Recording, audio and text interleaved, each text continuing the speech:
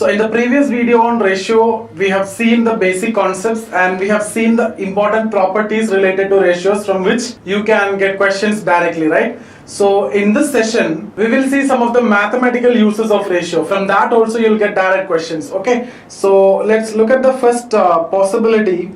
Ratio as a bridge between three or more quantities, okay? So as a bridge, okay? Ratio as a bridge between three or more quantities. It's like you will get a relationship between A and B, you'll get a ratio, say something like salaries, okay? So the ratio of salaries between A and B, like A and B, okay? Then you will get the ratio of salary between B and C, okay? Then you will get questions like A and C. What is this? So how will you solve this kind of question is what we are going to look at here, okay? Now here the idea is basically you got these two ratios, so you can combine these two ratios and you can come up with a consolidated ratio, that is A is to B is to C, and from that you can pick A and C. That's the idea. But how will you do that? The conventional method is by taking the common thing which is involved here, that is B, right? So two B values you will have and take LCM, and based on LCM make the necessary changes, right? So that's the conventional approach. So okay, if you want to know that, see, let's take one example. The ratio between A and B is given as 2:3, okay, or 1:2 or 1:3 or whatever you want, you can take. So it's between the salary, okay? So A's salary and B's salary, the ratio is given as 2:3. It can be 2,000, 3,000, 2 lakh, 3 lakh, 4 lakh, 6 lakh, or whatever it is, right? And then what is given? B to C. So B to C is given as 4:5, okay? So this ratio is given and you are asked to find out A is to C, okay? So now you may ask to find out the ratio, or like what we have seen in case of mixtures and alligation, where in case of mixtures and alligation you will get the ratio when you do that cross thing, right? And then one of them will be given, like A will be given as, let's say, something like 800, okay? So A's salary is given as 800, and then they will ask you C salary, they will not ask you ratio. So I hope you understood this question. The ratio of A's salary and B's salary is given 2:3, okay? And then ratio of B and C is given 4:5. Then the question is, if the salary of A is 800, what will be the salary of C? Okay, so basically you need to find the ratio of A and C, or you need to find A is to B is to C. Then from that you know A, so you can get C. This idea. Now how will you come at this relation? See, what is common here, if you look at this, the common thing is basically B, right? So what is common if I ask you? That is B. So the conventional approach would be take LCM of two B values. So 3 and 4 are the B values. So I'll get LCM of B as 12, okay? Then what I need to do is keep this B as 12 and keep this B as 12. So to keep the first one as 12, what you need to do is multiply with 4. So you need to multiply the other also with the 4, right? See, you can also write this as, A by B is equal to 2 by 3 and B by C is equal to 4 by 5, okay? So what you need to do is you need to convert this to 12, okay? So now how will you convert that? How will you do that? You will multiply here with 4. So numerator also you will multiply with 4. So what you will get is 8 by 12, okay? So A by B you get it as 8 by 12. Similarly here you will convert this 4 to 12. So you will multiply with 3 here. So that change you need to make in the denominator also. So what you get is numerator is 12 and denominator will be 15. So this you will get as 15.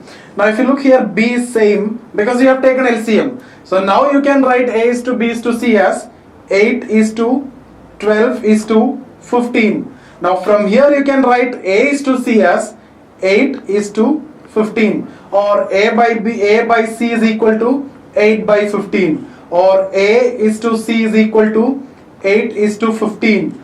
Now what is given in the question, it is not the ratio which is asked. They are saying that 800 is the salary of A.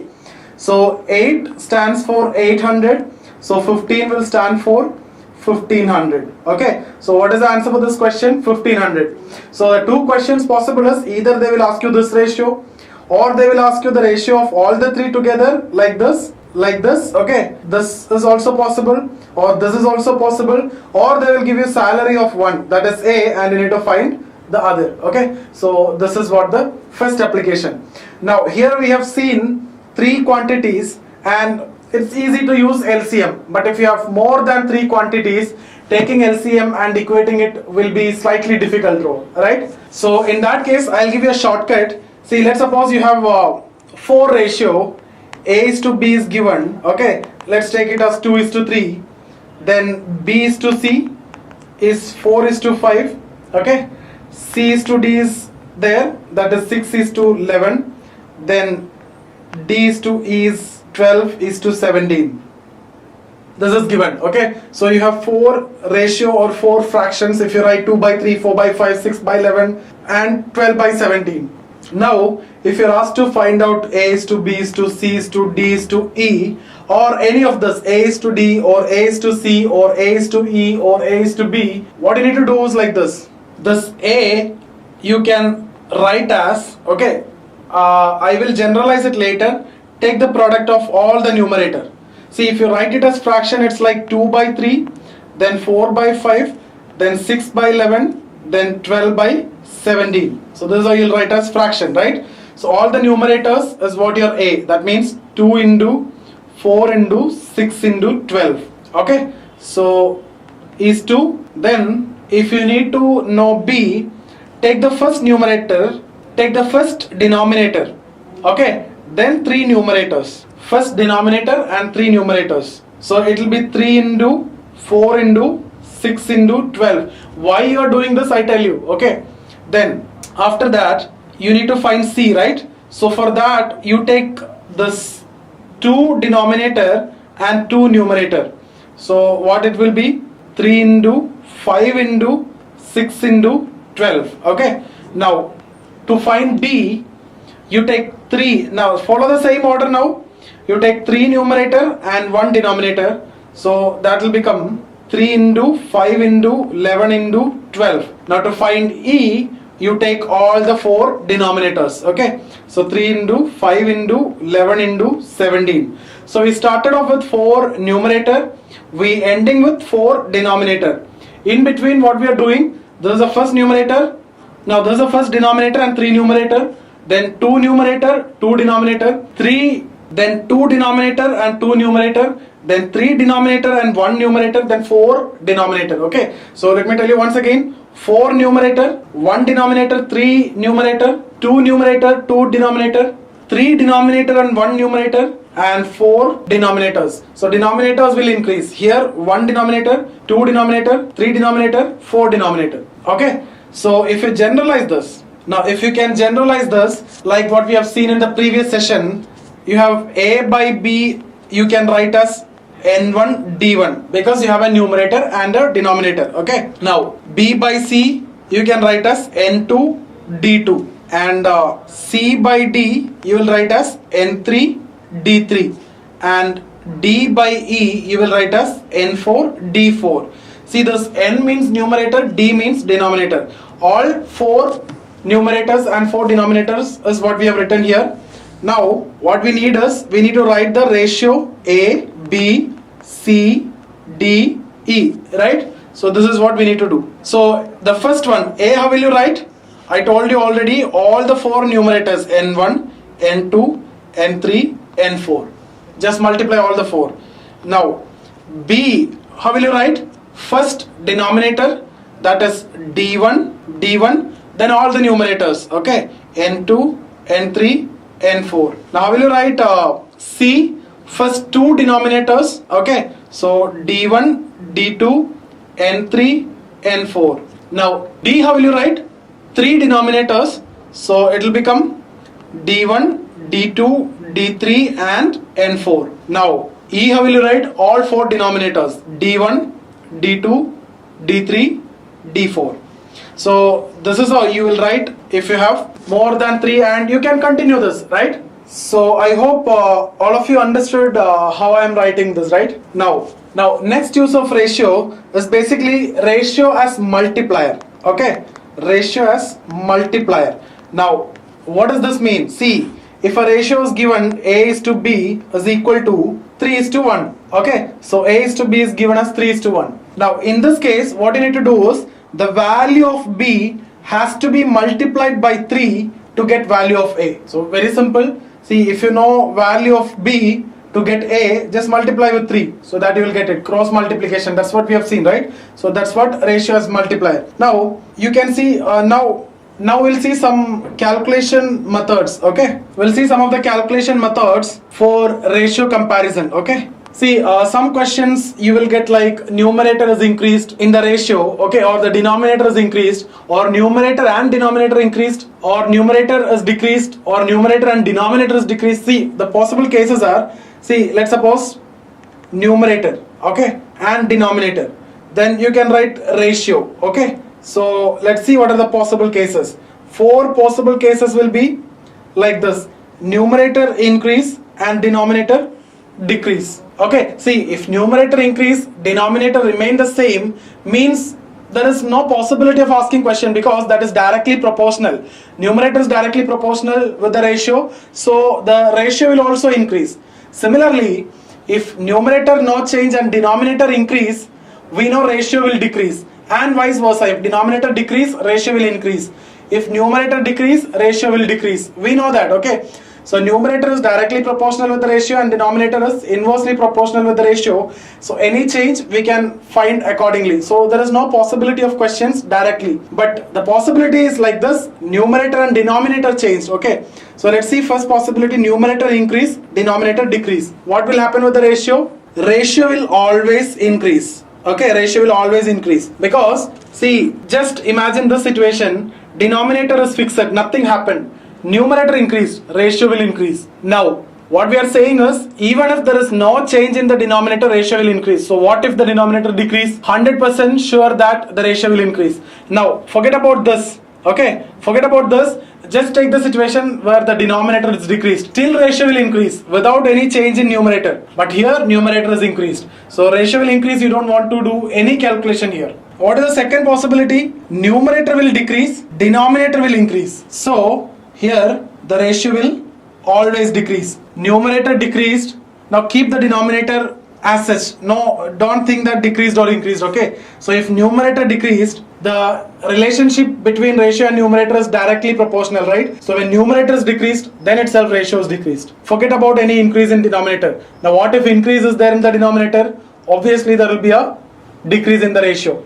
Now keep this as fixed. Okay, no, don't think that there is a change in numerator. Even if the denominator is increased, the ratio will decrease. I hope this is clear. What is the next possibility? Numerator increase, denominator increase. Now we cannot conclusively say ratio is increased or decreased. We need to do calculation here. Okay, see, without doing calculation you can't say, because this property that we have already discussed, right? See, numerator may be increased by 10%, but denominator may be increased by 20%. Then the ratio will come down. And if the opposite happened, numerator increased by 20% and denominator increased by 10%, then the ratio may increase, and that too depends on number and the respective percentage of the number. See, if you remember in the previous video we have discussed this case, 50 by 80, and you write it as 55 by 88, there is no change, because the effective increase is actually 5 and 8, right? These two are actually same, so there is no change.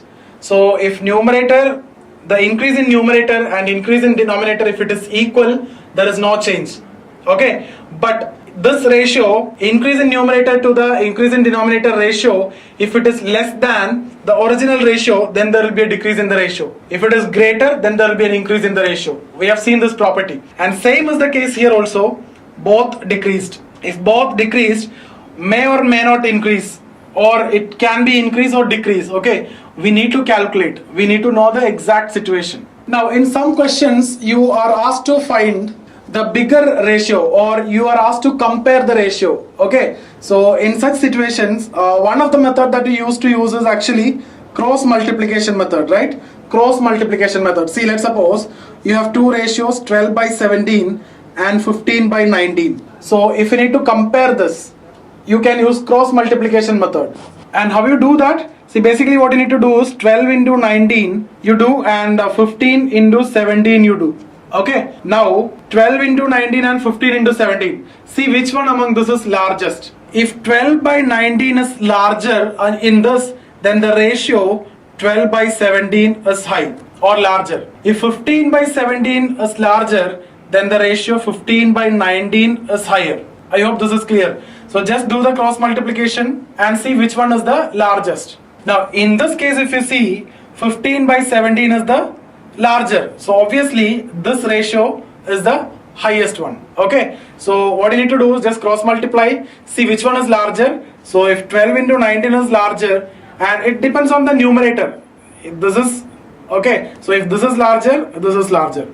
If this is larger, and then this is larger. See, but in real cases, it may be very difficult to you do this cross multiplication, right? If you get some bigger number, finding the product itself will be difficult, and instead you can find percentage, right? See, let's suppose you get some values like 173 by 212 and 181 by 241. Okay, so if this kind of values, cross multiplication is difficult. So what you can do is you can find the percentage.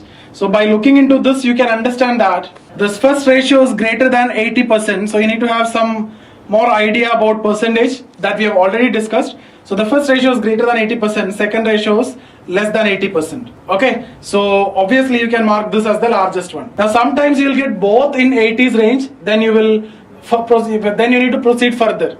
Okay, and the most effective method to compare the ratios actually by using numerator and denominator percentage change method. So two methods that we have discussed is cross multiplication method and percentage value comparison method.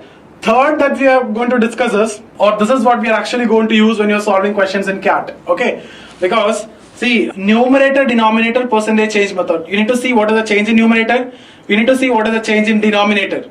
Okay, in terms of percentage. So let's take the same numbers, 173 by 212 and 181 by 225. Okay, so here you can see there is a change in the numerator, there is a change in the denominator. Let's see 173 to 181, what percentage change is there? So this is actually 4 to 5%. Okay, so change is around 4 to 5%. Now if you look here, why? Because 173 to 81, what is the change? That is 8 divided by 173 into 100. Okay, now here what is the change? 6 to 7. Okay, you don't want to know exact value, 6 to 7 is there, which is greater than 5, that's enough. So if you see here, the denominator is increasing more than numerator. So if denominator is increasing more than numerator, means the second ratio is the smaller one. Okay, so which one is higher? The first is higher, because if you see the change in denominator changes more.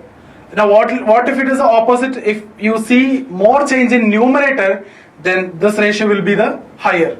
So I hope this is clear for you, and this method is very, very useful.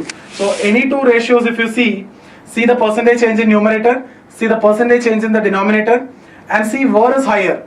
If denominator is changed more, then the first ratio is higher. If the numerator changes more, then the second ratio is higher. Now I give you another method also to calculate value of percentage change in the ratio. Let's take 2%, that is 50 by 70, okay, and 55 by 84. So if you look here, numerator what percentage change? 10% change. Denominator what percentage change? 20% change. Okay, so 70 to 84. We know the factor of multiplication is 1.2. 1.2 minus 1.2. Shift 2 places, it becomes 20. Okay, so we know 10 and 20% changes there respectively in the numerator and the denominator. So here, let's take this as the original ratio, okay, and this is a final ratio. So effectively how we are getting this final ratio? Original ratio minus, or original ratio, and then you can add the effect on the numerator, because there is a 10% change, right? So effect on the numerator, that is 10% change in the numerator effect, you get an intermediate ratio. And here if you take the effect on denominator, so 20% effect on denominator, you get the final ratio. This is the process that we have done. And if you remember, why I have shown you in this way is basically because we have discussed PCG rule when we discussed about percentage chapter, right? So that's what you can apply here. And in fact, this also related to product constancy rule that we have discussed. So this is going to be very easy for you to understand. See, the percentage change you can calculate like this. So what we have said is 50 by 70, which is changed to 55 by 84. and we know this is 10% and we know this is 20%. Okay, so we need to calculate the effective change in the ratio. So you can assume that 100% in the beginning. Okay, then assume that this is the original, so I am taking it as 100 when we calculate in terms of percentage. So effect of numerator, that is 10% increase. So you'll get an intermediate value, right? Intermediate ratio. So what will be that? That is 110. Then effect on denominator, that is 20% decrease, right? So 20% decrease from 11, 110. So 10% of 110 is 11. So 20% means 22. So when you subtract 22 from 110, you get 88. Okay. So if you see effective change, so this is your first ratio, this is your second ratio. So from 100 to 88, what is the percentage change? Minus 12. So 12% decrease in the ratio. So this is how you can calculate percentage change in the ratio. Okay. So effect of numerator is given 10% and effect of denominator 20%. Okay. So effective change in the ratio is like this. Now the same is what we are going to use, right? Or if you take another example, 20 by 40 becomes 22 by 50. So if you see the change here is 10% and the change here is 25%. Okay, so how will you understand the percentage change? So 100, that is the original ratio, that becomes an intermediate ratio. We'll see what is the intermediate ratio because of the effect of numerator. That is 10% increase, that means 110. Then there is a 25% decrease, that is a denominator effect, that will lead to 82.5. So what is the change? 17.5% decrease in the ratio. I hope this is clear for all of you.